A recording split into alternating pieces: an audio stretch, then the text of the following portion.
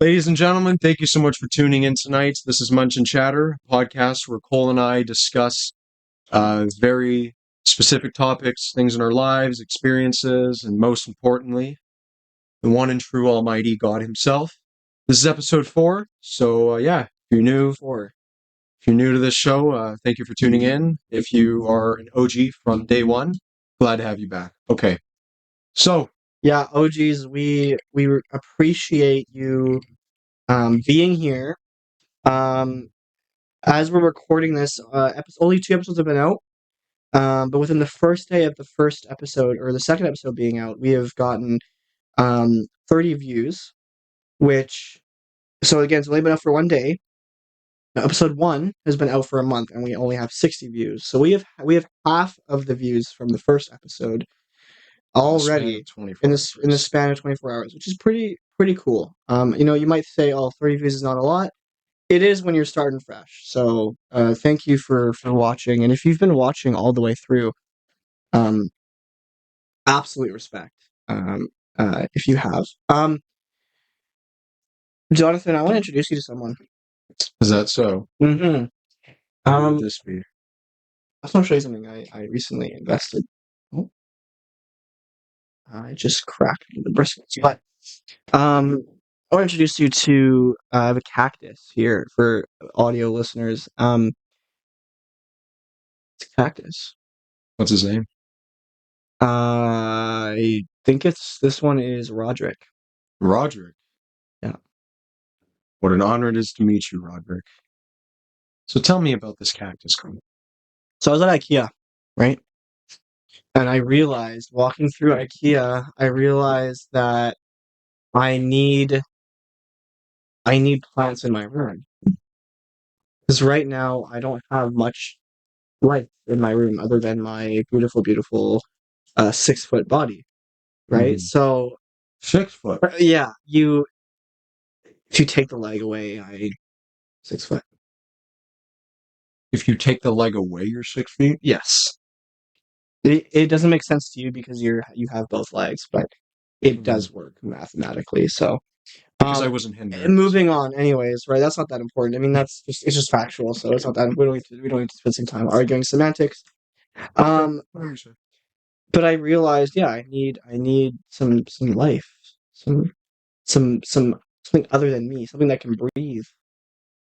And also, wow, Thank you. if the mic didn't catch that, I just burped, belched. I need things to You also. burped with passion, didn't you? I did burp with passion. It was a passionate That's burp. beautiful. Thank you. I appreciate that. I need things to give me air as well. So. Well, if you want air, Hmm. you can start by opening a window. Yes, but I don't have a screen on my window. So bugs get inside, and I don't like bugs in my room.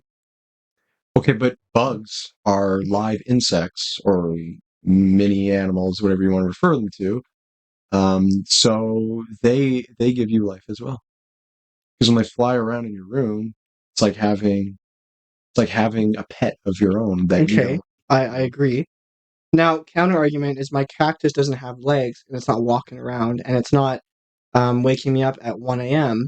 because I'm hearing buzzing in my ears because there's mosquitoes trying to suck my blood.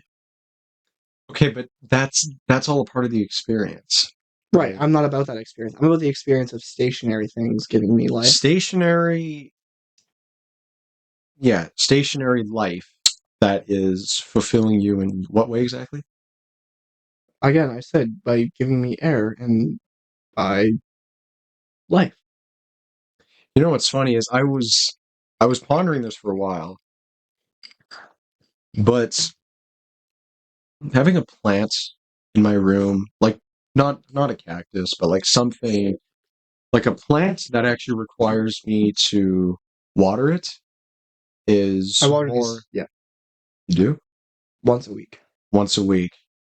That sounds like negligence, but there's. So they're cacti, right? Mhm. You realize they don't need to be watered that often because of Yeah, but if it's your pet, you should still. So it's not a pet because it's a plant. Mm-hmm.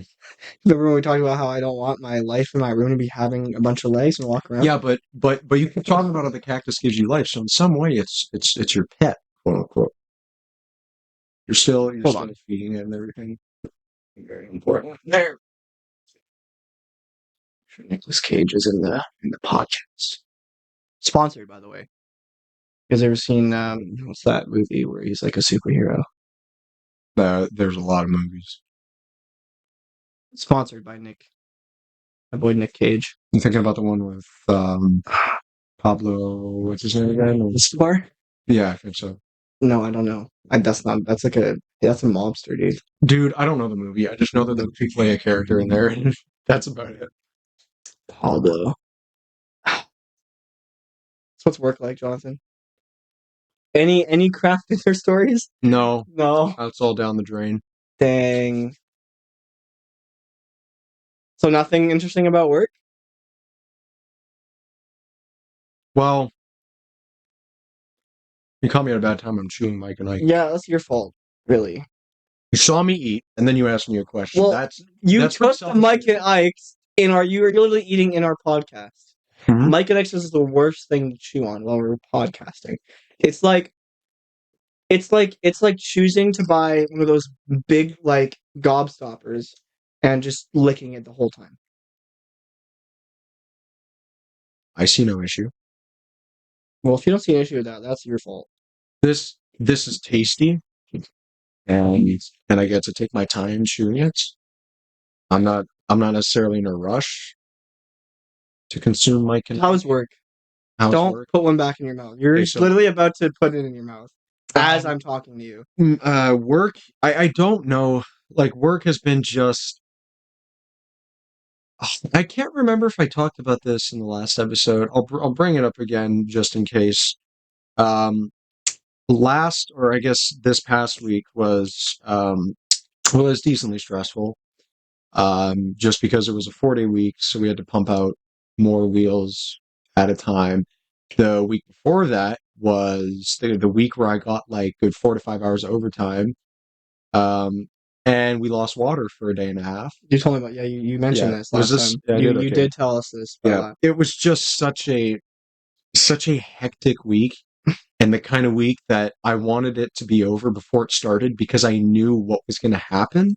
Like I was aware we were losing water the Friday prior, so I wasn't looking forward to it going in. And then I went into the week.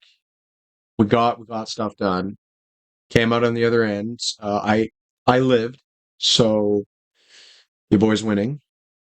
Yeah, and then it's basically just the same thing. I think realistically, when it comes to work, I'm going to work to provide a service, but also because it's steady income, and I'm staying there until I go to school. Yeah. Now, school is a funny topic because I have my grade 12 transcript now, right?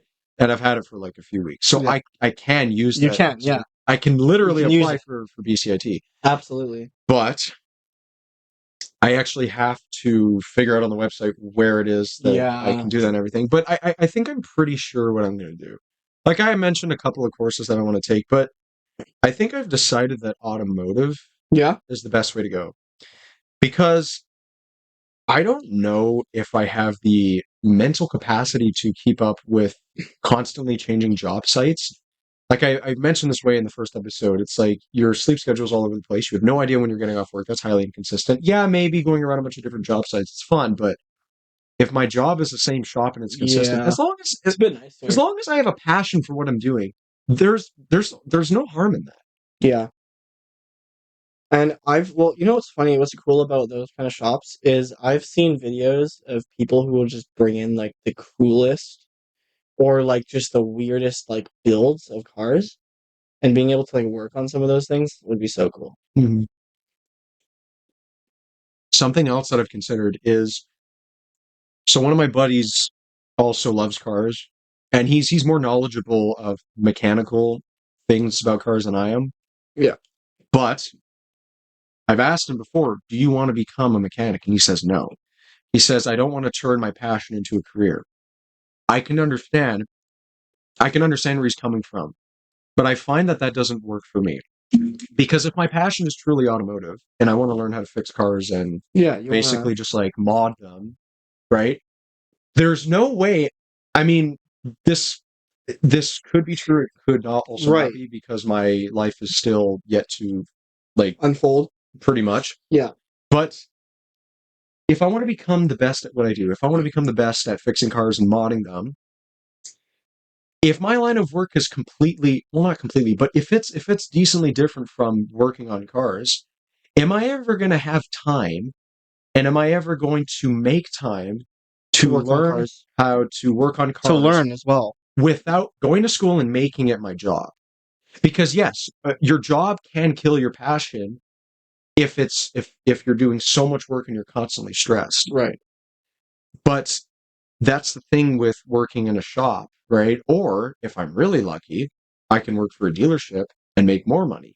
Now, maybe my hours would be less consistent in a dealership. Maybe there'd be more demand. Right. But I can't see myself working 16 hours a day. Yeah, that's pretty wild. Well, can you, do you think that, turning, I hear it all the time. People are like, don't turn your thing you like or your thing you enjoy into a job. But I have problems with that. But what do you think about that phrase?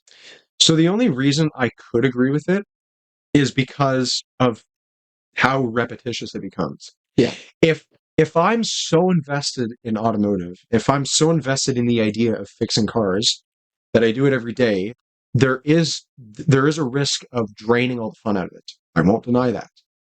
However, my brain is wired to need repetition to become good at something. Yeah, absolutely. So if I'm like, let's say I did something that was completely different, right? Like, let's say I was a firefighter.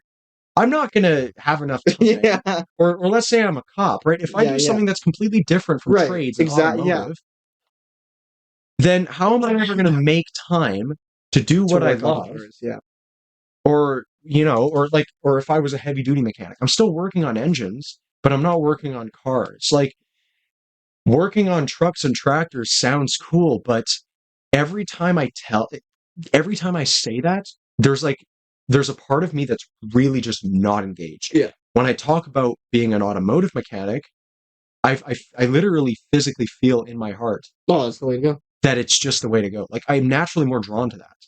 So turning your passion into a career could kill all the joy out of it. But if you have so much heart for it, you'll always want to improve. Right. And because my brain is hopefully what you're doing is you're committed to your job and you choose it every day. And with that choice comes the idea, or not even the fact that you're going to be learning new and good things about that thing, right? Because for me, I think about my passion for youth work. Mm-hmm. People would say, if you take that, okay, don't turn your passion into desires, or don't turn your passions into careers. Well, that doesn't make sense with youth work, because I'm passionate about doing youth work. I enjoy it. So why wouldn't I turn that into a job? Make it full time so I can make more of a difference around the people and I can do more. And I think youth work is also one of those things that it's not with cars, it's very I feel like it's very 1+1. That's how you solve that issue. When working with people, it's not 1+1. It's very, very different. People are very different. Everyone's very unique, and so it's not going to be the same. Maybe if I'm trying to, let's say, if I'm trying to bring a kid out of, addiction, I'm not going to do the same thing that's not going to be the same thing I maybe do for someone who's struggling with, you know, figuring out how to hear from God. It's going to be it's very different issues that I'm dealing with in every person. And even beyond that, if I'm dealing with two people that are dealing with the same thing, I'm probably going to use different ways of helping them improve or reaching them or whatever, right? So, in that sense, youth work is pretty you're always learning new things and you're always finding new ways to, interact with youth. But I don't know. I just think that even then, I'm well, you should enjoy what you're doing. You should enjoy life. You should enjoy, the career that you have. And yeah, maybe it becomes repetitive. But if that happens, then you think of ways, okay, how can I make life not repetitive, right?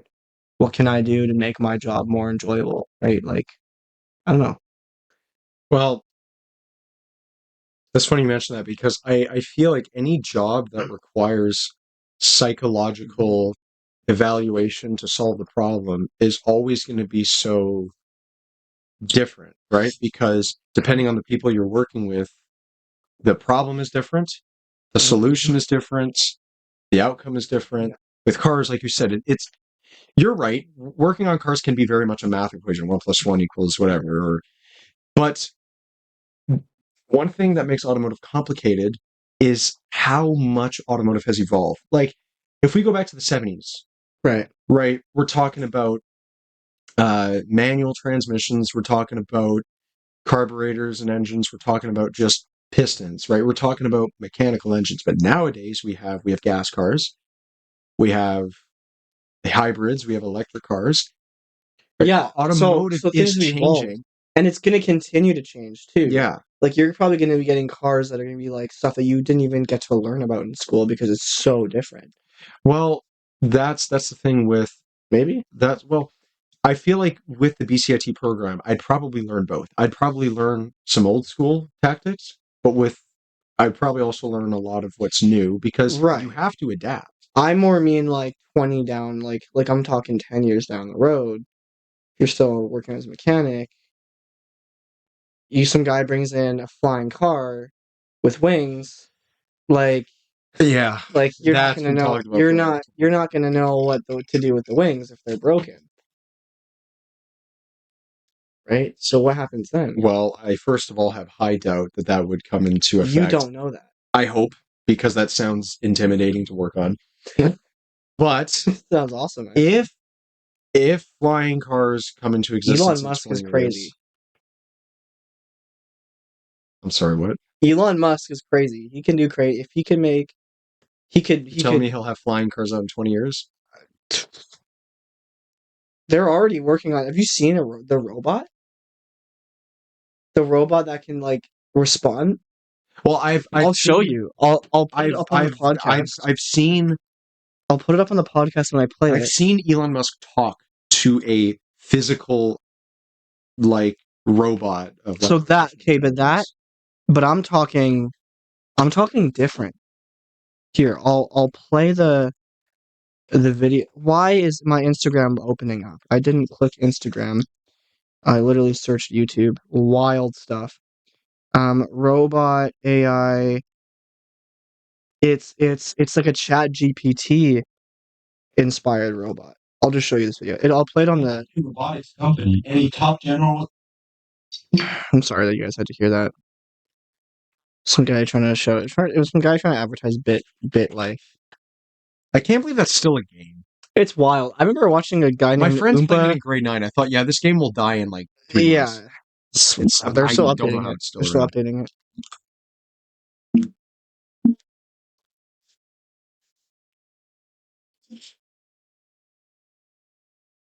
Figure one. What do you see right now?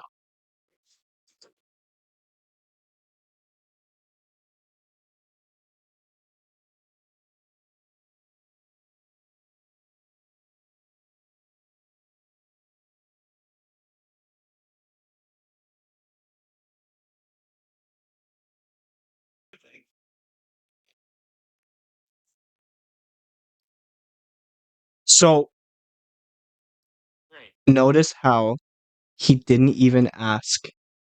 He didn't ask him to pick up the apple. He asked him for something to eat. And the robot figured out that, oh, the apple is something you eat. And then figured out how to give that to him. Can you explain why you did what you just did while you pick up this trash? On it. So I gave you the apple because it's the only edible item I could provide you from the table.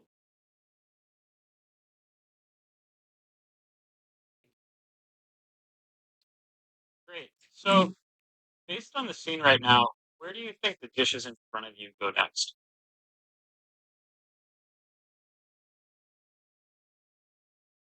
The dishes on the table, like that plate and cup, are likely to go into the drying rack next. Great. Can you put them there? Of course.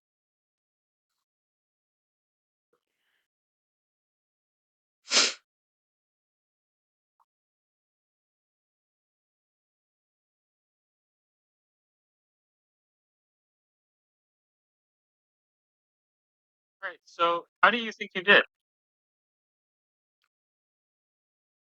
I think I did pretty well. The apple found its new owner. The trash It is gone, hesitated and the table where it's right where it belongs. because it's thinking. I agree. Next figure one. Hold on a second. I'm curious. Just let me. So, It's a freaking robot No, powered by hundreds. AI. Like it's, and that's what I mean. And remember earlier at dinner, who was behind the design of this particular robot? there's a channel that did it. I think it's that organization, Figure. I think they also were behind the OpenAI.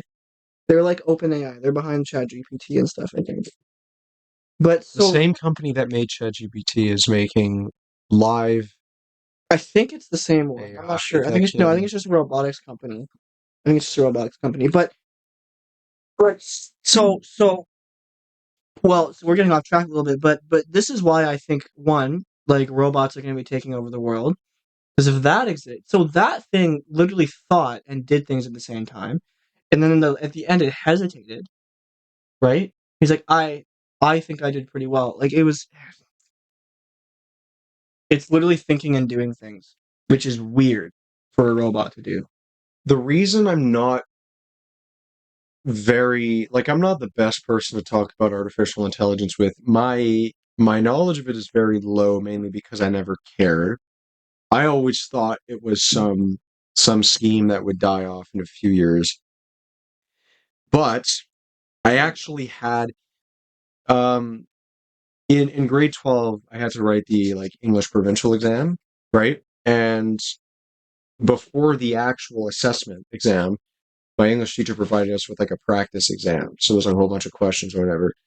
And one of the essays that had to be written in that practice provincial exam was talking about how will artificial intelligence take over the whole world.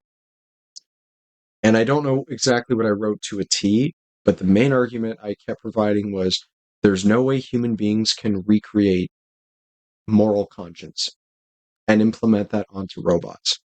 So even if you have a robot that can think, what it's really doing, the way I think about it, because my research of it is very little, but the way I've always looked at artificial intelligence, it's that it'll think rationally but never emotionally. It will make smart, and so yes, but now my problem with that is, what if there's a country out there that can harness the power of AI and the technology of AI, and then program it in a way where it just starts to just be destructive, where it starts to maybe murder people, or it starts to cause wars, or whatever it is. I don't know what it is. Because AI and robots don't have a moral conscience, they're not going to feel any regret, remorse, So or they're not going to feel bad about what they're doing. why are scientists and why are engineers purposefully creating more and That's more what I'm saying. while they know the risks? That's what I'm saying. What's the end goal? I don't know if they understand the risks here. It's like, have you seen Oppenheimer? Actually, no. So it talks about the guy who made the first bomb. This is essentially the next nuke. If you think about it, sure, it can be used for amazing things, but it can also be used for some crazy things. I would say this is infinitely worse than the bomb, because you could create things that literally drop the bombs Instead of you doing it instead of yourself. you doing it yourself. Because and then what you're doing actually is yeah, you're pretty much creating, because with humans it's risky to tell a human to go do something like that, because they're like, oh, I don't want to do that. Morally, it feels bad. The robot wouldn't care. So the robot wouldn't care. Here's one observation I've made. Have you seen Avengers: Age of Ultron? I have. Okay, so that's a great Right? example of what we're Ultron. getting on, because Ultron was supposed to be this robot created by Tony Stark that was supposed to help the Avengers and save Right. humanity. But Ultron, I don't really recall how it got to this, but somehow in the programming, Ultron viewed human beings as the problem, right? So the whole movie is him trying to wipe out the human race, or at least You want it? Sorry, so crazy side note about Ultron. It's an Avengers movie, and I know why. Because you're probably like, why didn't they just make it like a side movie? Thanos had the same thinking. He was like, "There's too many humans on this planet. I'm gonna get all the Infinity Stones so I can wipe out half the planet." they had different angles, though. To be fair, No, I don't think so. Ultron wanted to wipe out human race as well. yeah, but you know why Thanos wanted to do it? He didn't want to wipe out all of humanity. He wanted to erase half of it so the other half would thrive. Thanos' plan was doomed to fail from the start. Okay, and but there's a mathematical reason for counterpoint. this. Ultron mentions in the movie, that he's been sent to prepare like the main guy, the guy who's going to come in the future, who will fulfill what I am trying to do.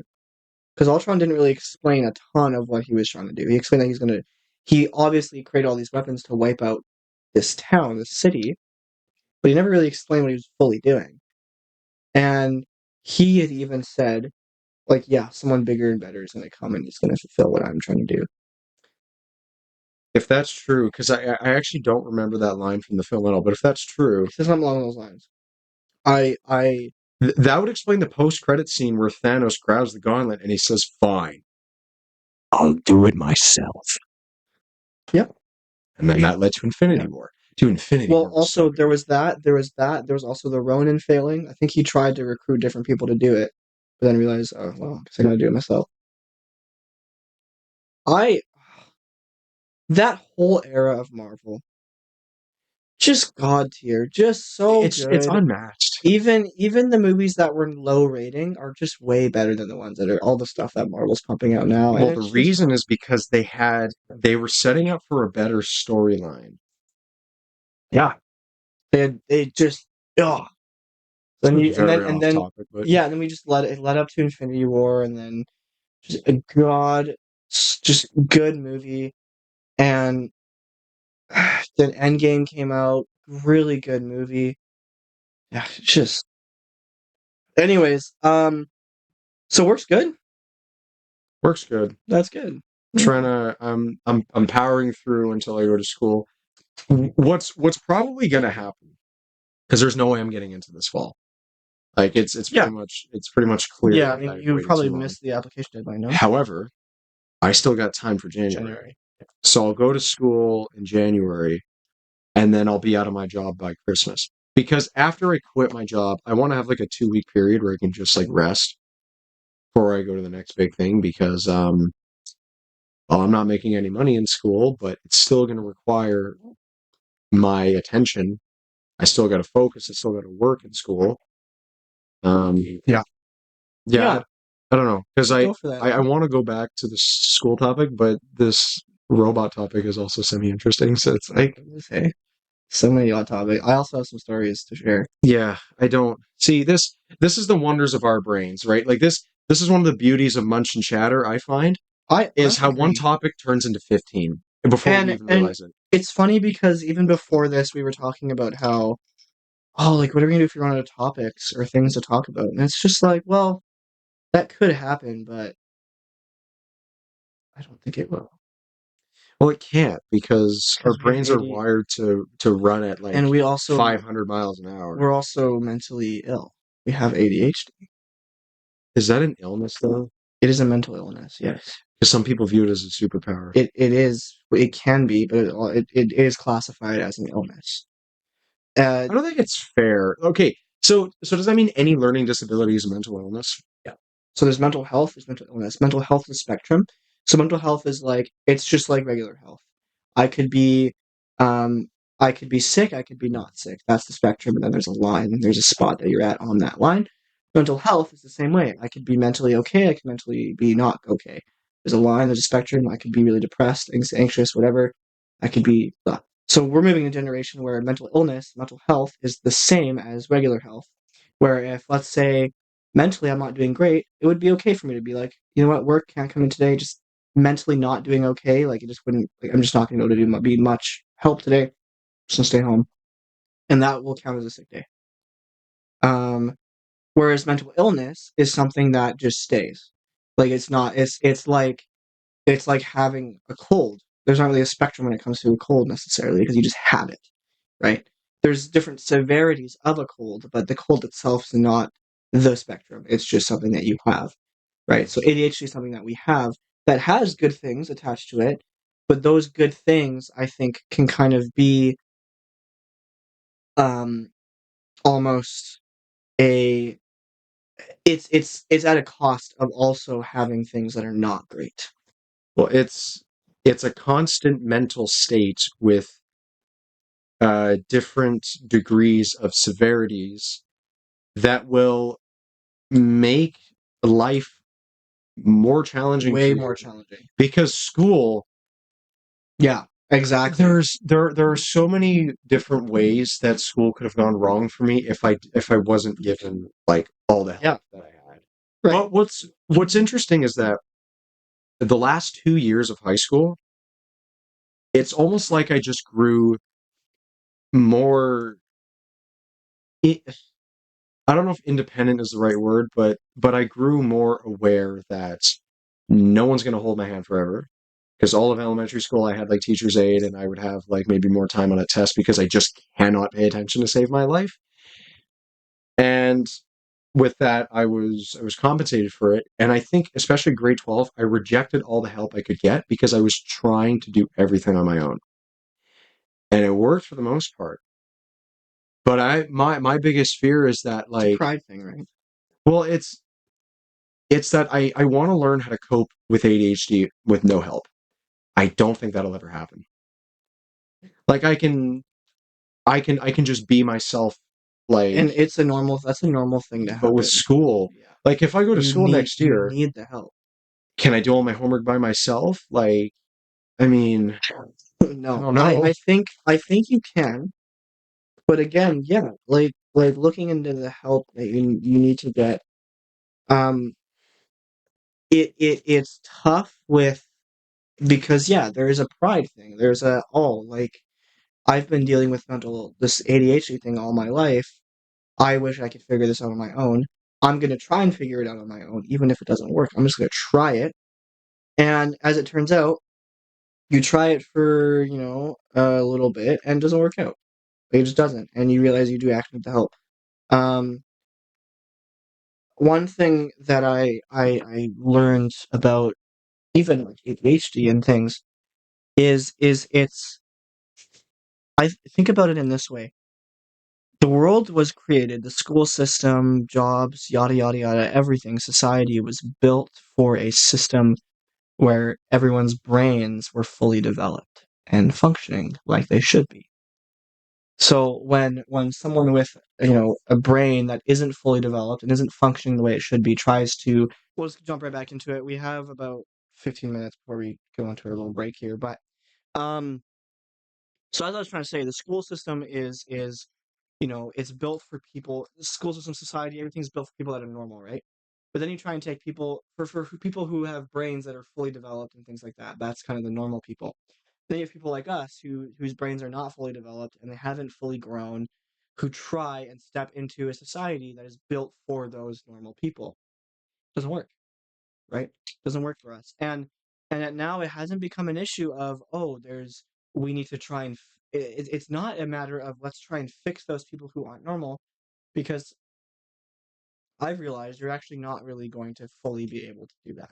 You can stabilize it, you can give them foundations, you can build scaffolding around it to better support it, but you're not going to be able to finish that job. You're not going to be able to finish the construction because it's not possible fully yet.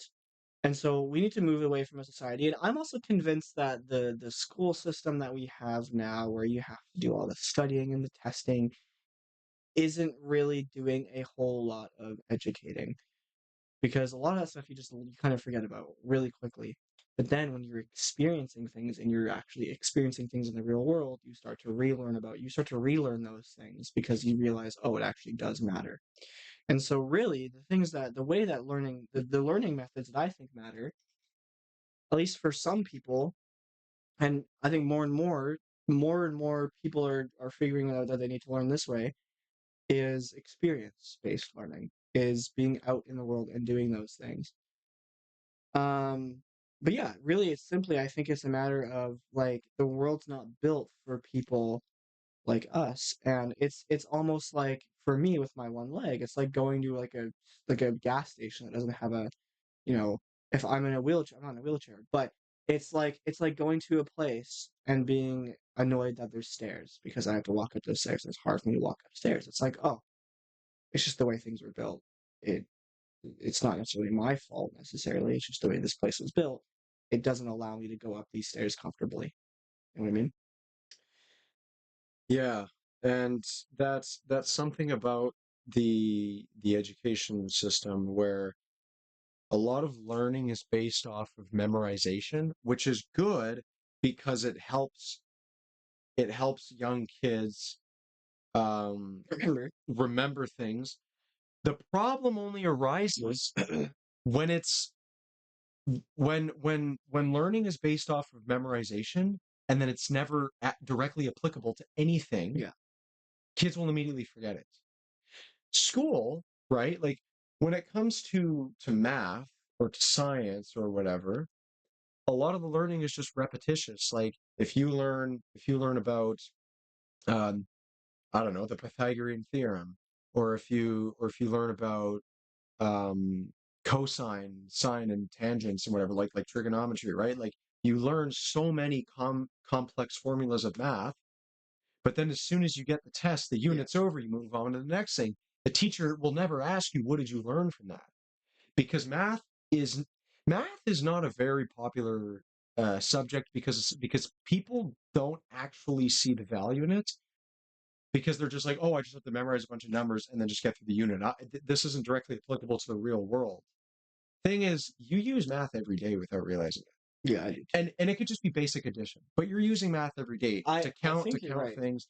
Now, here's the other thing though, is that you have to figure out a way. But like, when are you gonna ever use? Sorry, I interrupted you. But when are you gonna ever use like chemistry in your everyday life?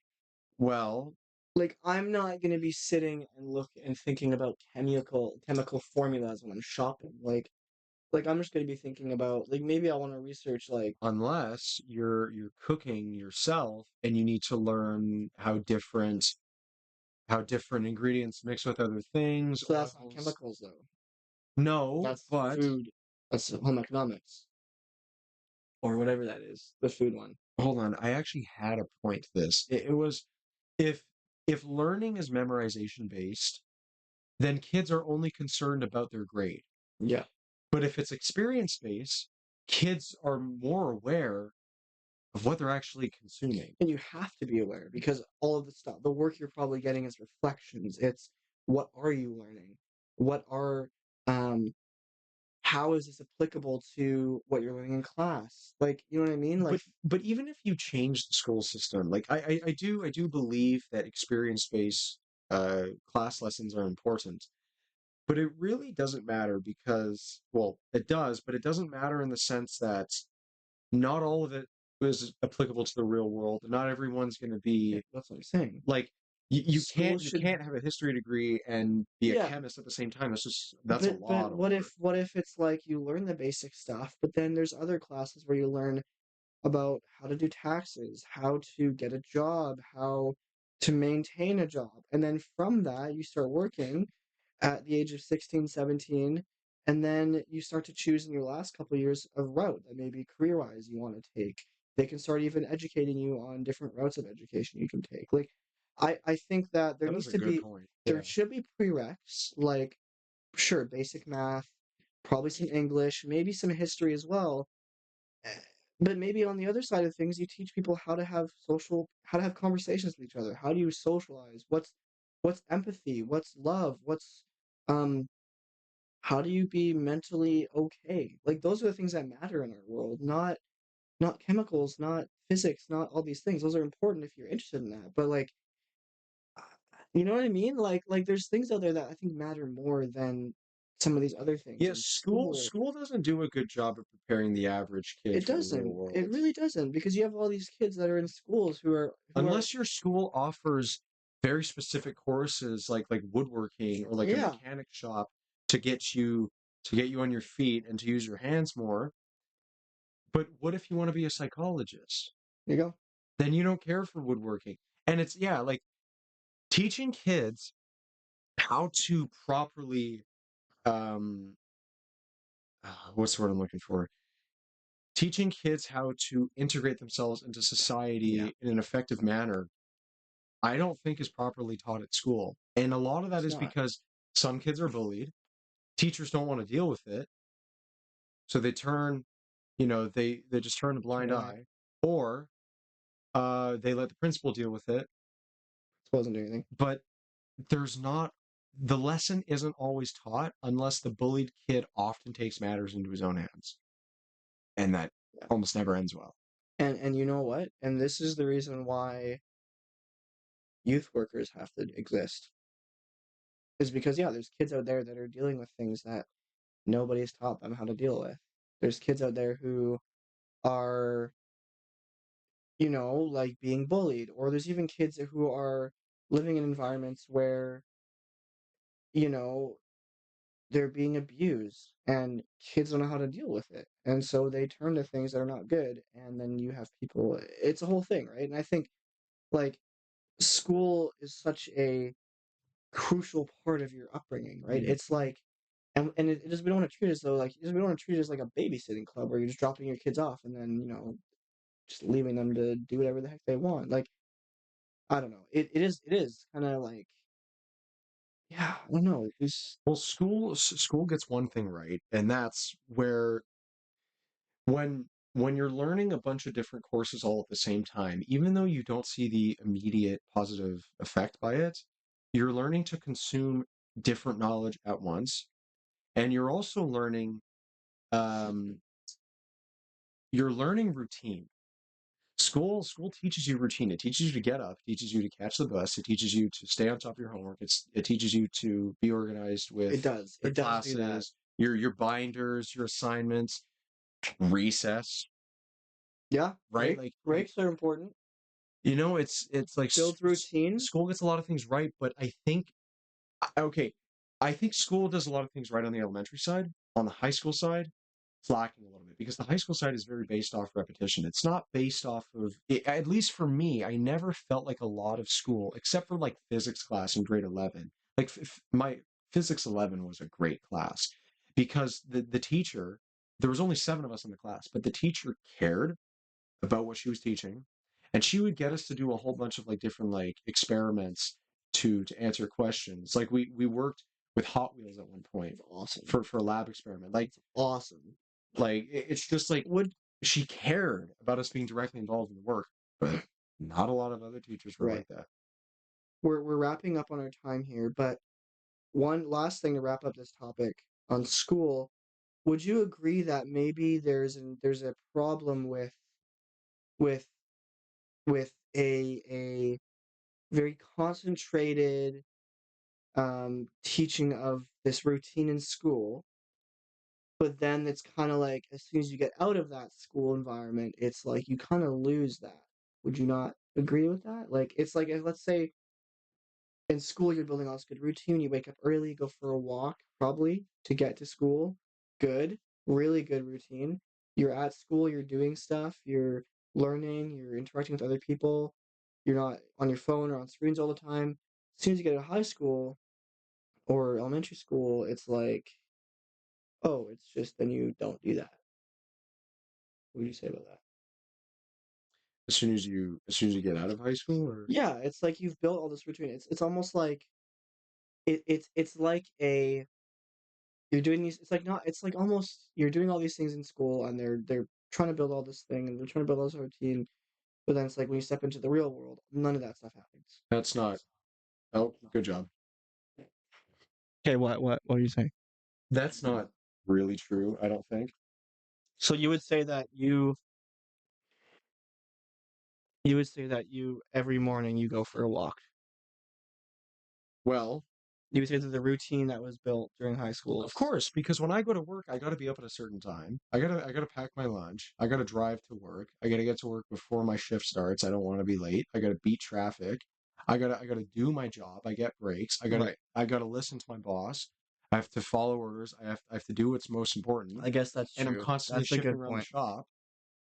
Like I would say, I'd say school But does would you prepare learn us. that from school, or would you just learn that from moral and objective kind of like that's just the right thing to do? I don't think anybody would really care. Like, Really? You think so? You don't think that like it's built into our system as we've evolved that it just makes sense to respect the person who's in authority? Would you not learn that from having parents? if you don't have parents that if you weren't really raised, you're gonna get involved in a lot of dangerous activity when you're young, maybe when you're Yeah, older. that's also a good You point. like a lot of people who have bad upbringings and they have toxic parents, they break the law. Yeah, They that's a turn good into point. criminals. That's a good point. Yeah, I know They exactly who don't you're talking care. about. Yeah. And that's not to like yes, I understand that everybody should respect authority, but like but then you look at prisons all over the world that just like like it well But I mean, if I was a gangster, which I am, because you know me, um, Cobra Gang or Cobra Gang up, pretty much. squad up. I'm yes, don't have respect for anyone probably because I'm stealing, doing all these things. But as soon as I see a cop, I'm scared. Why? Because there's authority, not just because they have a gun. They're not going to shoot me, but they could arrest me. Yeah, but you wouldn't respect them in the sense that, oh, I need to do what's morally right, otherwise I'll get in trouble. You're just afraid But I know, of getting caught. right? But I'm not gonna steal a chocolate bar around a cop. Cops in that 7-Eleven. Yeah, but that's not because you care about the rules, that's because you're afraid of getting caught. Your It's true, it's not motive respect. your It's not motive respect. It's your fear. motive is completely It's shifted fear. It's out not. of fear versus respect. Yeah. Okay.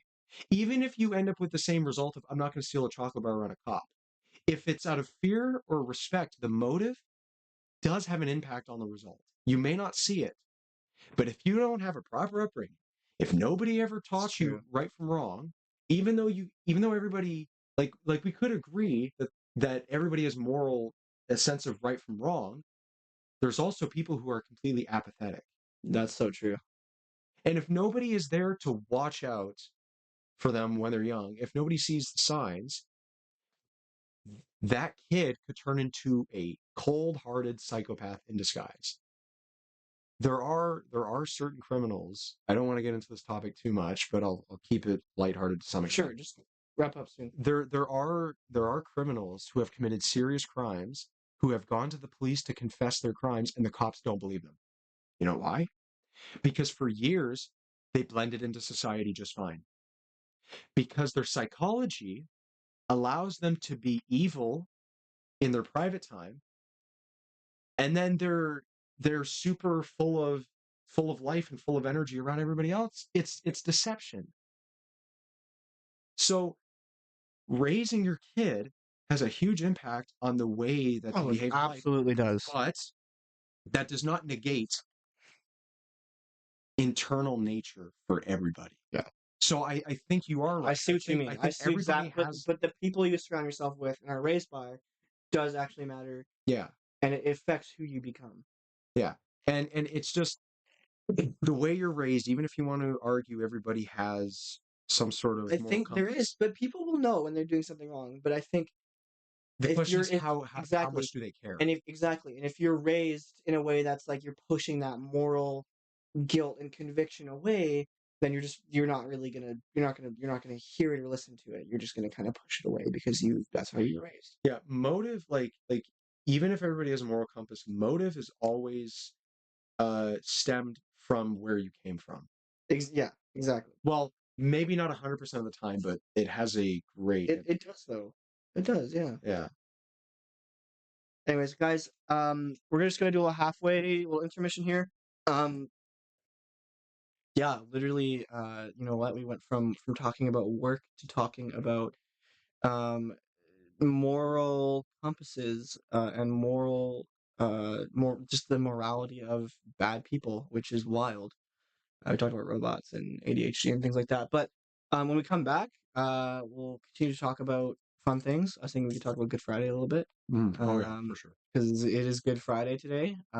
Also a story I want to share, but we're just going to take a little break and then we'll come right back.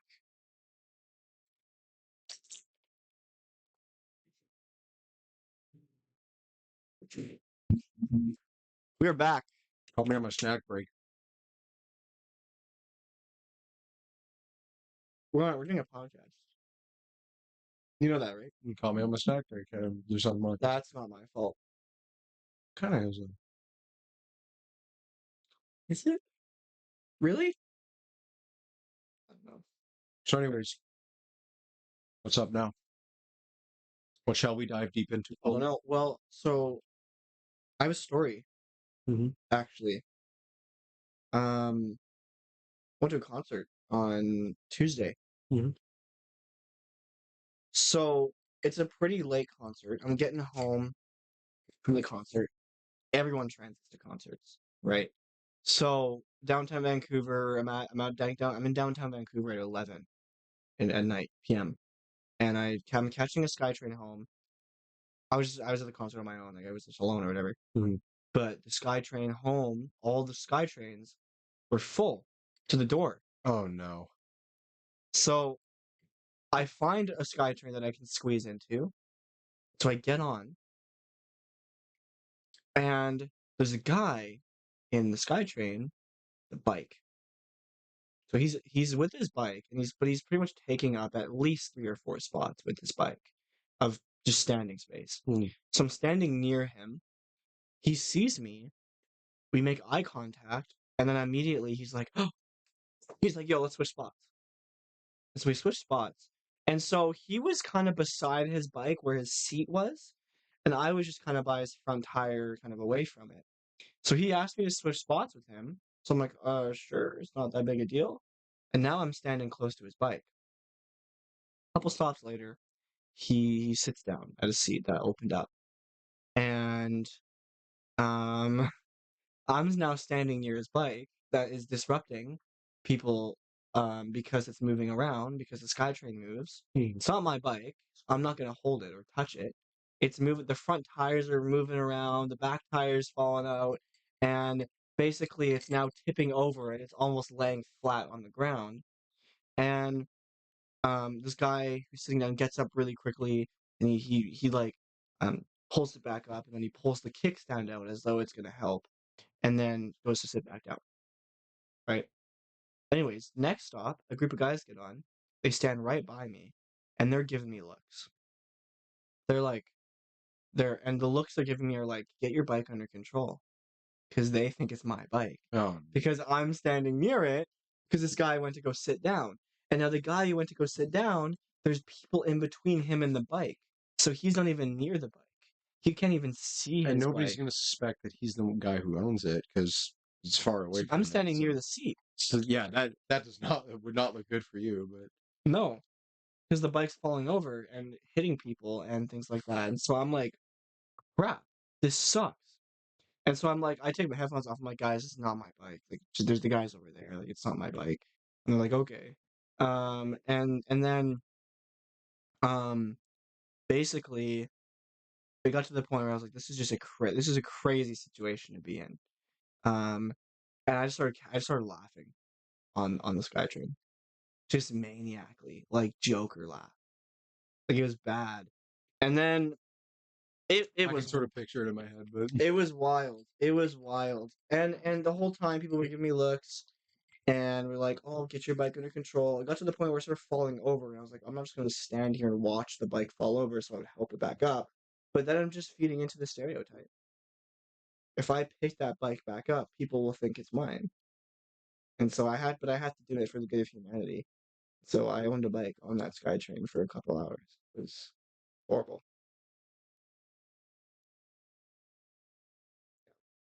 So that's my SkyTrain story on the way home from a concert. Wasn't great. yeah, SkyTrains, like, I used to think SkyTrains were cool because they were so fast and, like, convenient, and Which is true. you can basically get you can get from here to downtown in like 40 minutes. You can get to Coquitlam, whatever, Burnaby, whatever you got to do, right? But I've seen so this is this goes back to before I had my N, before I even worked at this wheel repair shop, right? It was fall of 2022, and I was actually going for my first road test, and and I'm leaving work, and I go to the SkyTrain station, and this is actually before the train even comes. On the other side, right? So I'm taking the train to come back home, so my dad can drive me to the claim center, right? Yeah. But on the other side of the track is headed downtown to Vancouver. And I see this guy, he's just like walking around on the platform, and he tells this other guy that he's basically, he's just like, "Hey man, like get out of here, like I want nothing to do with you." And the other guy was like, "What's your problem?" I don't know you.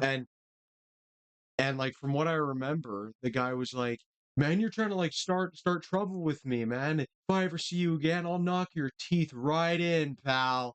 Like he's getting all up in his face and he's yelling at him. And I'm standing by like, what is happening? I'm witnessing a man threaten another dude. If something goes down, how do I react? Well, luckily the guy just walked off. Good. The guy that was threatening him, right? And then as soon as he walked off, he's just the guy that was getting yelled at turns around like, "Hey man, I don't understand what's happening here." And then I think I've seen on the train like it's just like public transit can get really nasty when it comes to conflict because the idea is you go on public transit just to get somewhere. You don't really want to deal with anybody unless your friends are on there. But people have gotten into serious fights on public transit. Like Wild. there's videos of that on YouTube. There's stories that people have been they've been attacked with weapons, and it's just like some people just don't feel safe. It's crazy. And it's like, It luckily I don't have to rely on that so much anymore because I drive. But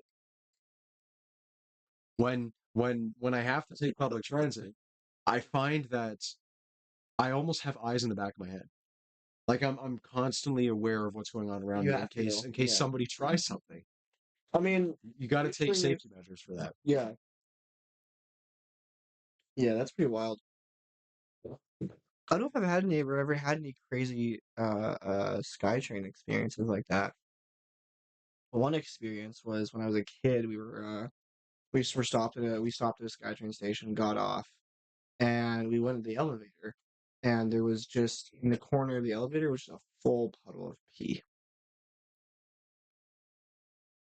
That reminds me of another story, I think, but we'll keep going. That's it. It was gross. Oh, is it? It Okay. just smelled like pee in the elevator for like a minute. It was bad. Um, so who is this again? Um, I know the story, but it was basically um anyways, we'll say an old friend for now. Mm. Um Do I know this old friend? oh, wait a minute. I think it was Derek. What? Yeah. Yeah, so he Derek, if you're watching this, by the way, hope you're well. Absolute legend, Derek. we shall see you soon. He is a legend. He really is. He is. He did a lot for He did. for our church. He's the reason I did life teams. Yeah. And oh well, that's funny because there's another story about that about how I read many years ago when you were in life teams as well. Um but yeah, I'll talk about the SkyTrain story Anyways, really quick. SkyTrain. I think this was like a few years ago, but Derek and his wife and his son, they were all taking the SkyTrain. I think it was the last SkyTrain um coming back home at like 12:30 at night, and they were in like Vancouver or Burnaby or whatever, and they're like, "Man, this is the very last train, we can't miss it." So go from like Metrotown all the way to New West, and as soon as they get to New West, there's this guy who's clearly on some sort of substance. Like he's just not like his mind is in a different realm. Yeah, he's not doing good. Anyways, he gets on the SkyTrain and the doors close. Yeah. And as soon as the train starts moving, he fires away. He just takes a leak on the train. Train gets to the next stop. That's He wild. gets off the train, and it's just a puddle. Dude, that's gross. Sloshing around. I don't, like, What? a part of me... Did he, like, cover? Did he, like, secretly do it? Like, did he, like... Or did he just, like... He just openly did it. Like, I don't want to get into too much Were you detail there? because it's... No. I was not there at all. No. Which is what made the story a lot funnier, because I had to sort of imagine how everything went down. I don't want to, like... The funniest Derek story I for don't me... want to explain too many details. No, that's... It's gross, but the idea is that this random guy who was probably on some sort of substance just took a leak on the train. Dude, why not? And then then it was just a puddle of urine just going everywhere. And Derek was like, they couldn't get off. That was the last train that they had to take to go home. So they were in a really bad situation. They basically just had to suck it up until they got off at the right station. So yeah, they literally suck it up. That's wonderful. That's not what I meant. But anyways, the funniest Derek story for me was when he told me that when his son, and I think maybe Lisa was there, I don't know, were swimming in their pool, and he's swimming around for whatever, it's like summer afternoon, whatever, and then he sees at the bottom of the pool, he sees a rock. You know the story? You don't know the story, do you? The pool, is it by his old house, townhouse? his old townhouse, yeah. No, I don't know the story. So he sees a rock at the bottom of the pool, and so he's like, I'm gonna go dive down and take the rock out of the pool. Oh no! Do you remember? No, but you can see where this is going. I'm imagining where it's going, but please. Yeah. Okay. So he goes down, and he grabs the rock. But as it turns out, it's not a rock. Yep. Because it's squishy, and his hand goes through it, and I knew where the story was going. As you can imagine, he indeed did grab a pile of poo. And so he gets out, and he's like, "Oh shoot, guys, out of the pool! There's poop at the bottom." And yeah. But the worst part is that he grabbed it. Yeah. That's gotta like and that's why Derek's a legend. Is because he has those kind of stories. There's a lot of stories.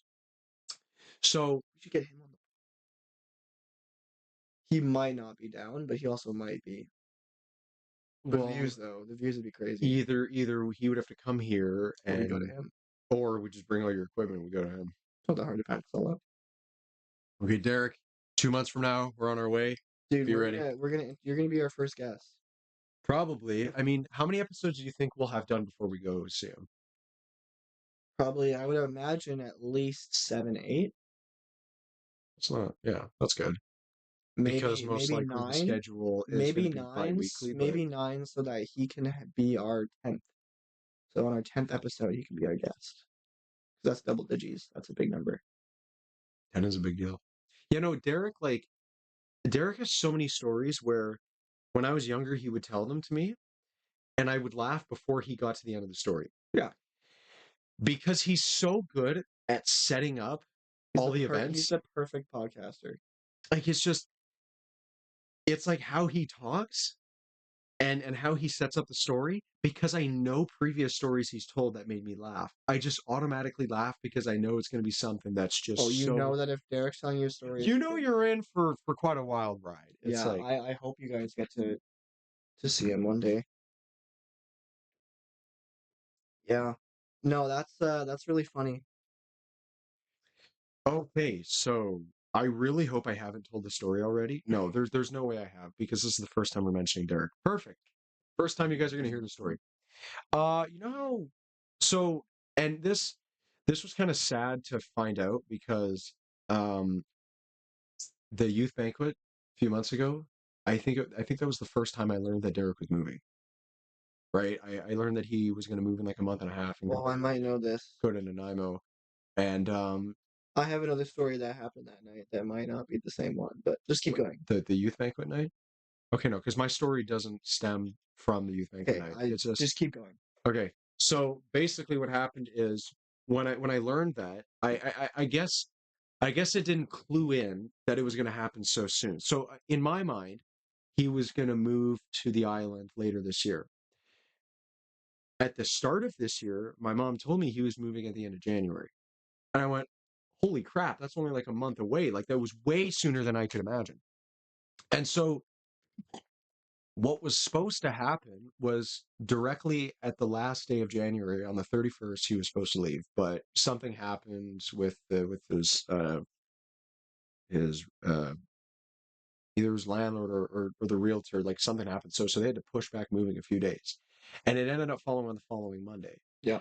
And so like a whole bunch of people were gonna go help him move, like they were gonna like pack the trucks and everything.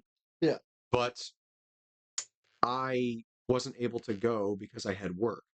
So I did the only logical thing. I asked for the day off. And my boss said yes. Nice. Because we weren't as busy as we are now. So at like the start of February we weren't that busy. And then basically I was gonna drive Brock and I there and back.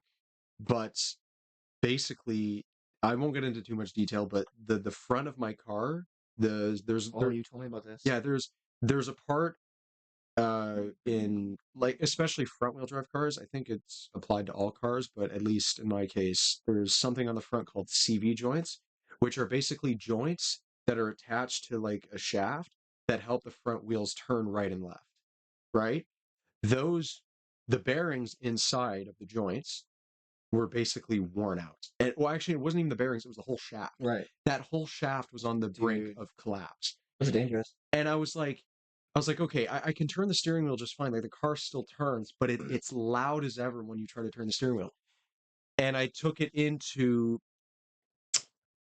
probably not the best auto center. They don't have the greatest reputation, but I took it into Canadian Tire just to get it inspected. I didn't get any repairs because, yeah. Anyways, I got it inspected just to get like a second opinion. And they were basically like, that whole shaft was on the brink of collapse. And I was like, okay, well, could I drive it to, say, Vancouver Island and back? And the guy was like, no, obviously not. If that shaft breaks, you basically can't drive your car and you're going to get it towed home.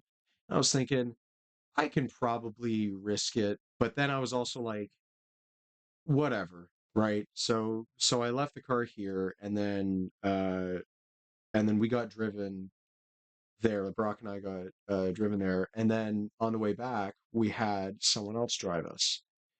And I think you told me this. yeah, I try to keep names out of the podcast for privacy purposes, but saying someone's first name probably isn't that too terrible. Whatever. Do you have to? Anyways, do you remember Darian? Yeah. Okay. So you told me the story. Yeah, I've told you the story, but more of the audience said it's going towards. So, anyways, Darian agreed to drive Brock and I home that night, and yeah, so we got to their house at like 4 in the afternoon, and then for like 2.5 hours we were helping them all unload the trucks. Now, thing is that there were two trucks. There was one that was really big and one that was like about half the size. Bless was driving that smaller truck. So our goal, yeah, that's right. Our goal was to unload the small truck so Mike and Bless could take the small van back home. Darian, Brock, and I would just drive back home. So it was the five of us. Everyone else stayed behind. And so Darian, so the three of us get in Darian's car, and he realizes, bro, I'm almost out of gas. Like he's just above E. He's just like above E, yeah. And his range says 50 kilometers. Dude. So we drive out of Derek's house, and we're back on the highway. There's no gas station in sight. So Brock pulls out his phone, and he's looking for the nearest gas station. It says there's like a Petro-Canada like 15 minutes away. His gas symbol, or the light, or it doesn't flash, but it lights on the dashboard. Says he's got like 40 kilometers left. 5 minutes later, the range disappears. And the gauge is below E. Dude. Or it's either directly so it's gas below. Roulette. Pretty much. You're running on fumes and hopes and dreams at this point.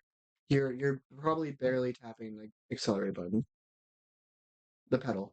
Well, no, like you're coasting. He wasn't coasting. He still had throttle response. The gas pedal worked, The gauge was just telling him he had none, He had which none, yeah. it's not entirely true. Like, even if your gauge says it's empty, you still have some gas.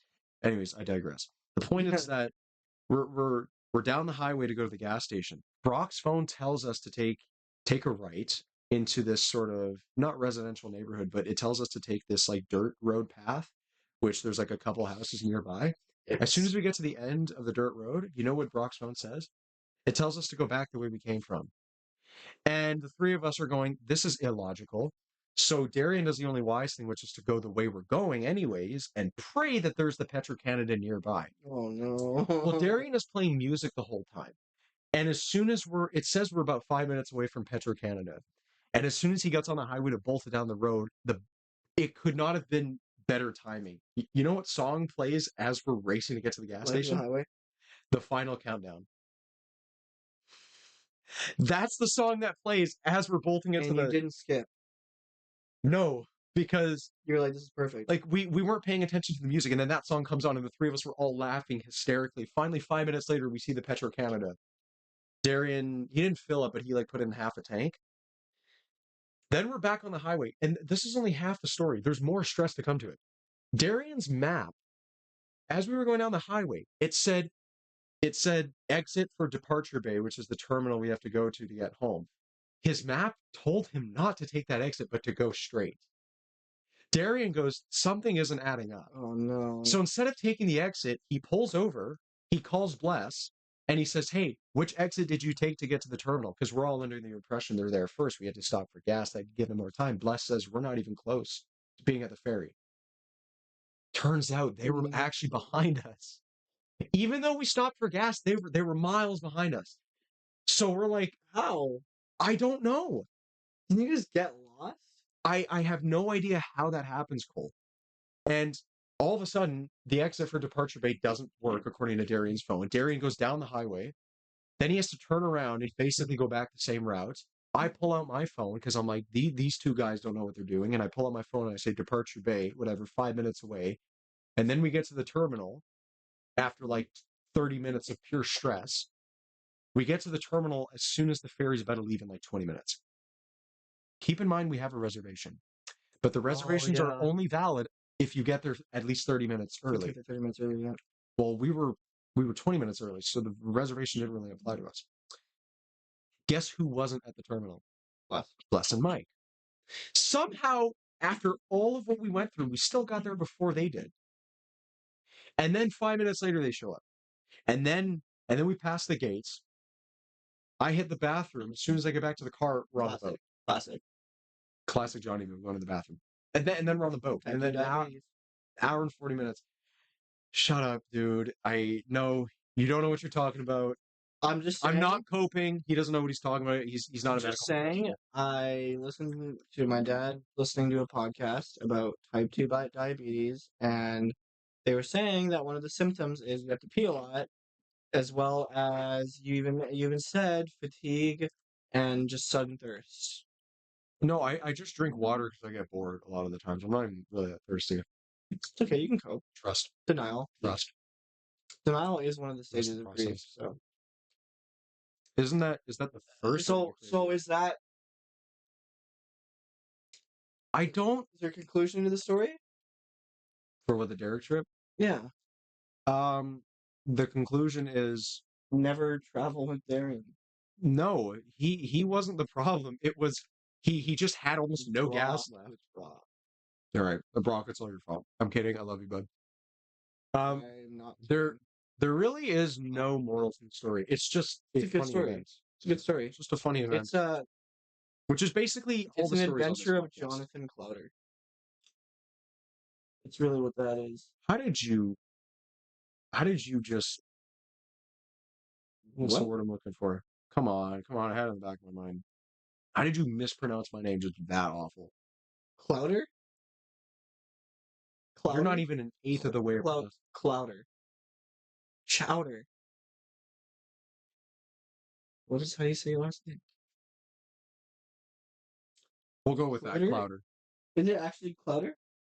Not even close, but you know what? We'll go for that because you're an Anglophone, so it's fine. From an Anglophone? What's your how do you say your last name? Like you said, clever. I'm gonna tell everyone that this place what I name. How you spell or how you say my Say name? it. So Your Jonathan, story's breaking. how was your Good Friday service today? It was good. Why is Friday good? Why is Friday good? Well, Fridays in general, or this Friday? This Friday. This Friday? Well, you see, Cole, it's because the impossible happened. On this very You're day, getting really serious. 2 millennia ago. You see, human beings were destined to. You're like Morgan Freeman right now. It's awesome. Except I can't do a good Morgan Freeman or something. Don't try. 2,000 years ago. You know? Yeah, so basically, we were all doomed. We all sinned. Why? Because we all sinned. We all fell short of the glory of God. In what way? Well, we decided as humans. So sin is often thought about as just doing bad things. But that's not the best way to describe it. Sin in its entirety is really just living your life the way God did not intend it. So instead of living your life your way, you kind of go off and do your own things. So and that comes in various forms. That can come in just breaking the 10 commandments.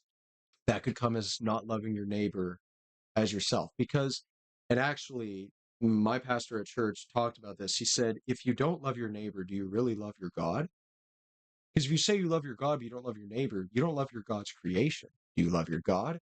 Something you got to think about. So it's, Interesting. everyone in the world, like there's so much hatred in the world that not everybody loves their neighbor, and God's will is for us to all love each other. Well, not everybody respects that rule. Okay, we should follow the 10 Commandments. Everyone breaks them, and also not everybody talks to God. Some people even don't believe in Him. Disbelief, not talking to Him, not having a relationship, that all is sin nature, because you're living your life essentially absent from Him, or under the idea that you can do, like, under the idea that you can, yeah, that you can just live your life without Him. And so, with that in mind, sin nature completely separates us from Him. So it's basically, and even realizing that God does not intend for us to murder one another. He does not intend for us to, um, you know, uh, make fun of each other. He doesn't want us to, distort His creation or His image, Mhm. which all is sin. And I even heard earlier today of someone saying that there was a very high political figure in, I think it was England or something, that said that she didn't want to be a part of any church because, or she didn't want any part of any church, any religion, because she felt that the Christian faith was essentially saying that, yeah, everyone's a sinner and that everyone does bad things. And she's like, that's insulting and degrading, and I don't want to be a part of an insulting culture. She was stubborn enough to say that saying that we do bad things is an insult. Okay, so that's another great example. Sin is also the idea that you're good enough without God. Nobody really. Yeah, you're right. A lot of people reject the Christian faith because they don't want to accept that they have sinned. Yeah. I don't know about you, but it's not the idea that I'm a sinner that's comforting. It's the idea that because I've sinned and that I have a chance at being forgiven, that gives me a lot of internal restoration. Because there's no way we can save ourselves. Okay, first of all, the Old Testament proves that. But second, doing good things, you have to ask what your motive is for being a good person. Are you being a good person because you know it's the right thing, because it brings you joy, or are you just doing it because you want to earn points in heaven? Right? Motive, good actions, you always have to find out what the motive behind it is. And so human beings were just basically hurting each other for all of time. But then the Son came to Earth in human form, Yeah. lived 33 years perfectly. The And then last what 3 happened? years, the last 3 years of his life, he had his ministry. He had 12 disciples, and he told them about a whole bunch of events that were going to happen leading up to his death, and even events that would happen like years and years later. Yeah. Right? Like, and then going around telling people that they have sinned and that we should all love each other. Did he do that though? Well, I don't know directly. Like, I haven't read all the four Gospels. I've read some of Mark, and he does. A lot of people tried to trap him. Like, someone even tried to say that Jesus was sent by Satan because he was healing people on the Sabbath. And Jesus says, "Really? Can Satan cast out Satan? That's not logical." And also, if your kid or if your aunt or if your sheep was dying on the Sabbath, would you just stand by and do nothing, or would you save it? He was just basically telling people, don't be so legalistic about it, right? I don't know that. Yeah, I think that's right. I've read through lots of the Gospels. I usually read through them a lot. And I've never ever told someone. I've never seen Jesus directly say, "You are a sinner" to someone. I've heard him say, "Turn away from your sin." That's true. And I've also heard him talk about sinners. But he never directly goes up to someone and is like, "You are a sinner, turn away from this life, repent right now." He doesn't really do that. But what he does say is he does warn people about the eternal damnation that is to come. Like, he says it's better for you to, lose one arm on this earth. I was talking about something different. What? Well, fair enough. Let's talk about living a good life. Like he's telling in that passage, he's telling us how to, like for instance, if like temptations, like if, for instance, um, like lust is a big one, right? Like if something is causing me to think lustfully, that's going to get in the way of my like relationship gouge your with eye God. out. Yeah, and so for me, let's say that's like Instagram. Get rid of Instagram. It's better for you to lose Instagram than for you to, for your whole well-being to suffer because you're getting trapped in looking at women or whatever on your phone. Um, I think you're right. He does tell people to turn away from their life, but he does that after something really, really important that I think Good Friday really encapsulates. Um, he chose people, right? We even think about something that happened to you today, right? Which we won't talk about on the podcast, but you know what I'm talking about. Oh yeah. It's good Jesus saying, I don't know, like, well, he does in a sense because he is kind of God, but also he put aside his godlike powers. That's all a bit of a weird tension, but um, he says to this person like, I know what you've done, right? You've done some pretty, maybe some not great things, but I don't care about that. I don't. Because you're my child and I'm going to choose to like love you. I'm going to choose to heal you even though this might not really, like, this might not even bring you to Jesus. This might not even make you a follower of me, but I'm going to do it anyways, right? And then you know what he did? Died, right? He literally chose to die, and he didn't know if anyone was going to follow him because of it, but he chose to do it anyways. You know what I mean? And I think that's what Good Friday is about. I was told a story. I have a friend who I did life teams with. I'll share her name. Her name's Mackenzie, and she's doing a trip in Brazil right now. And she shared a brief story about. I'll keep it brief. About just a youth that she's working with who is incarcerated. You know what that means? It means like it pretty much he used to be like either he's in prison or he's been in prison because he's done some just. Okay, yeah, that word completely left my vocabulary. No, I've heard that Yeah. before. Yeah. So he's been incarcerated, and so he's done some pretty messed up things, right? And so for her, she was kind of in a position where she was like a bit uncomfortable, a bit shocked, a bit like, I don't really know how to handle this. Like, how do I talk to this person? What do I even say to this person? Because they're also like, the whole town hates him because he's done these bad things.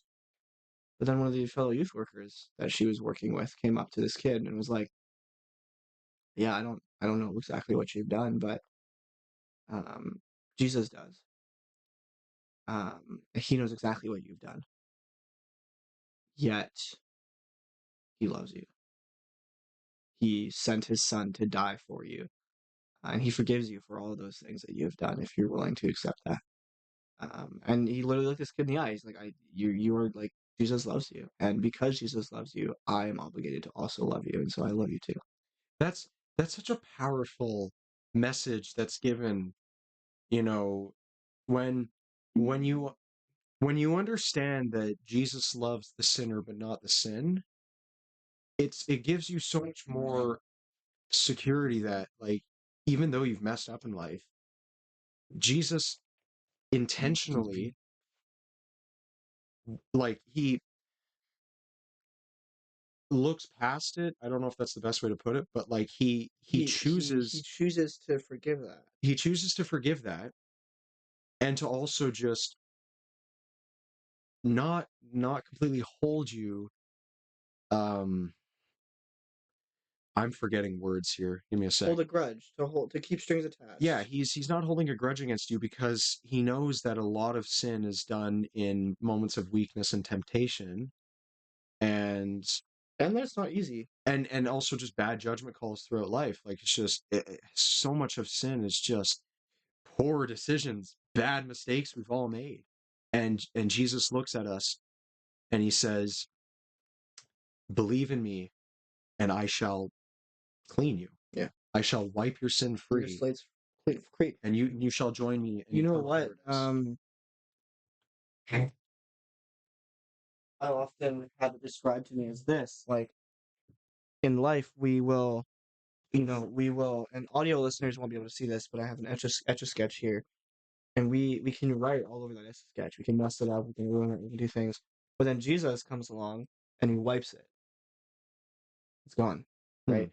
And we can keep doing it, but he's still, every time, over and over, he will keep wiping it. This was an object I was given at the end of my life team's year. Oh, nice. It was pretty sick. But it's like an object lesson thing, right? But it's right. And I think when I think of Good Friday, that's what it's all about. It's a day where we're kind of it's a bit weird because we're sad because Jesus has died, and we're kind of left with this feeling of anticipation, but we're also left with the realization, because we know what's going to happen, that even though what Jesus went through was so difficult and so hard, it is good that he did that. That's why it's Good Friday, because it is good that he did what he did. Well, it's good for us because we have a chance at, you know, becoming pure after we lived our lives on earth. Yeah. But it was painful for him because it's not even that just he was nailed to the cross and he suffered physically. He literally had the whole burden of every human to ever live. Like, he took on the weight of all sin, to say that the burden of your sin is thrown onto me if you follow me. And that was a huge task for him to do, because he went around And did all these things. and he claimed to be God in human form. He claimed to be the Son of God. Nobody believed him. And then people believed him afterwards. And who was it again? It was after Jesus was resurrected, somewhere in. Well, there was the thieves that were nailed to the cross beside him. Mm. And it's cool, it's beautiful, because he was like, the thieves were like, "Are you really the Son of God?" And he's like, "Yeah." And they're like, and then they realized, they're like, "Oh, like, there was more after," but the thieves realized, and then they believed, and Jesus was like, "I have good news for you." He's like, "You guys will join me in paradise. You guys will join me in paradise. You'll come with me." Well, it was one of the thieves on the cross, because so, yeah, so like you said, it was two of them. There was one who said, "Well, if you claim to be God, you can just theoretically get yourself out of the situation in like the snap of a fingers. You can just like float off the cross. Show me a little bit of your God magic if you really are as powerful as you say you are. The other guy on the cross says, when you get to heaven, please remember me. And then he says, truly, I tell you this, today you'll be with me in paradise. Yeah. You know what's crazy about that for me? That whole thing? When he dies, the thunder comes down, big earthquake, God's upset, because he has emotions, and the veil is torn. And immediately the Roman soldiers that were around Jesus' cross, they were like, dude, we messed up. They were like, we done messed up. You know what I mean? They realized right away, they're like, frick. Because there is that, like, there was that conviction. There was that, shoot. They saw that, obviously, this massive thing happened right when he died, right? Like, I don't know, like, imagine being that soldier and being like, yeah, you killed Jesus.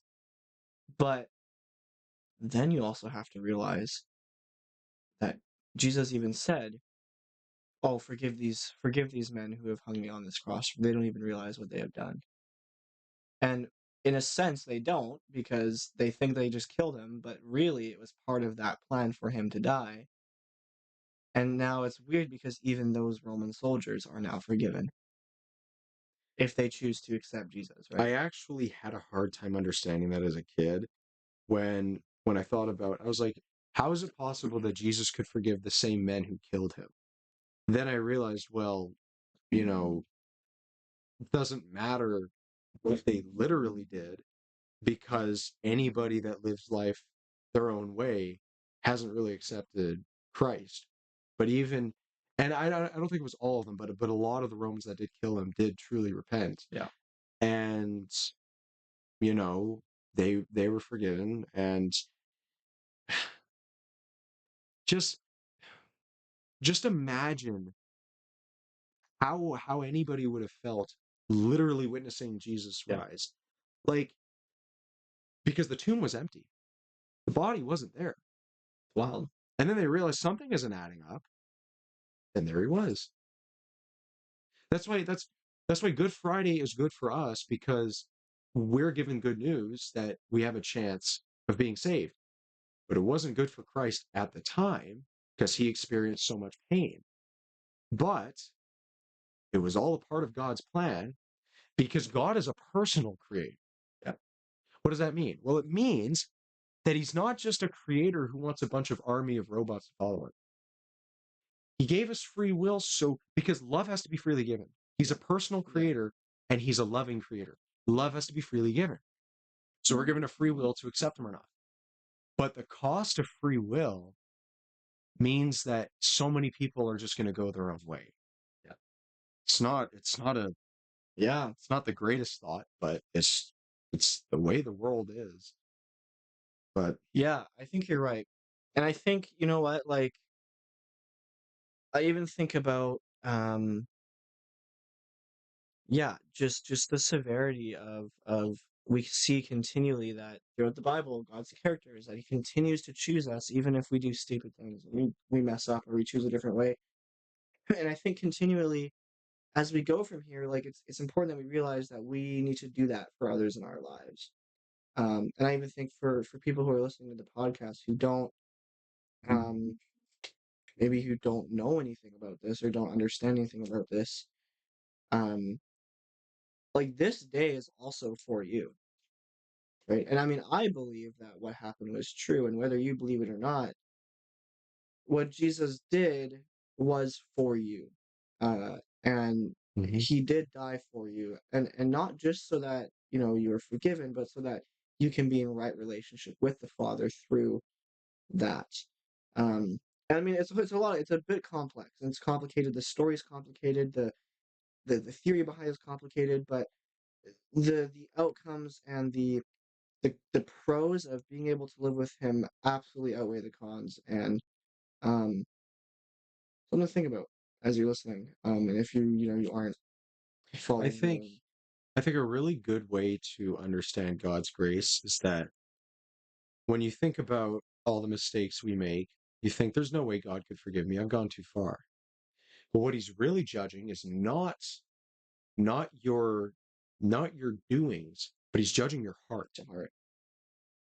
When you're dead, was your heart in the right place? Yes or no? Because that will effectively determine, if you shall join him or not. Like he's judging your heart, not just so much if you're a good person to other people. He's judging your heart if you desire a relationship with him and you've put your faith, you believe he is truly the Savior of the world, and he's looking at if you truly want that connection with him. Because and I've heard people say God should just save us all, right? Well, that contradicts free will, that contradicts love, and also not everybody cares enough to accept him. So Yeah. I don't know. And there's so many angles to this question that, is like, what about people who have never heard of Jesus? Yeah, I mean, that's a good question. I think People who have no knowledge of the story. that's a whole other episode. Yeah, fair enough. But Yeah. Well, Good Friday is an important time. It is for Christians. It is a good time, and I mean, yeah, it's a holiday that I mean, I know people who don't even like at work. I know people who just are like, "What the heck's Good Friday? Like, why is it good?" And I've talked to them about it. It's always good. Isn't it interesting that it's not Easter Monday that's the stat, but rather Good Friday?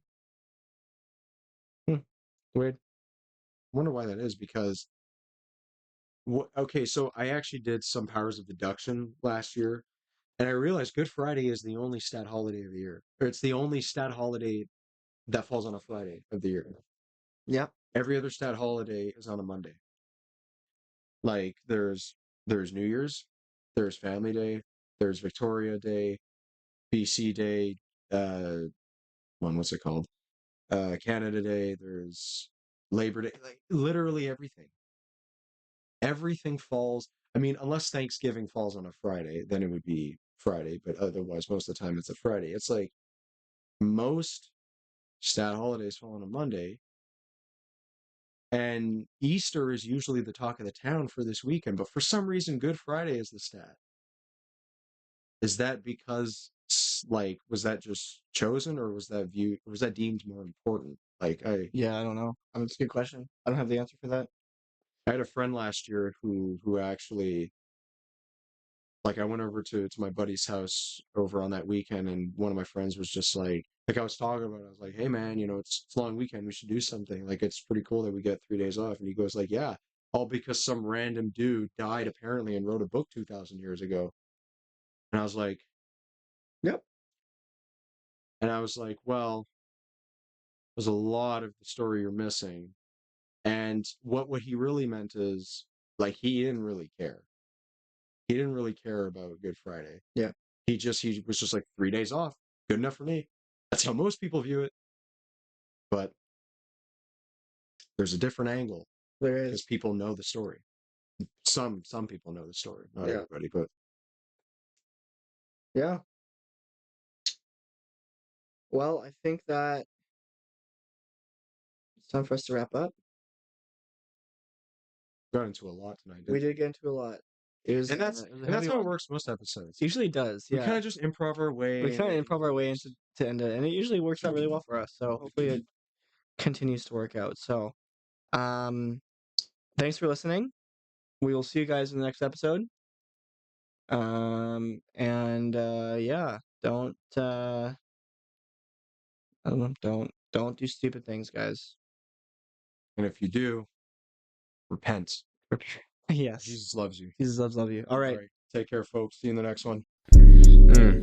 Here they go with this metronome. Oh my god. Yabbity boobity babadoo boop. Boop boop. A shooby dabadoo boop. Doo boop. A yabba dabba doo boop. Dooba doo boop. Babadoo boop. Doo boop.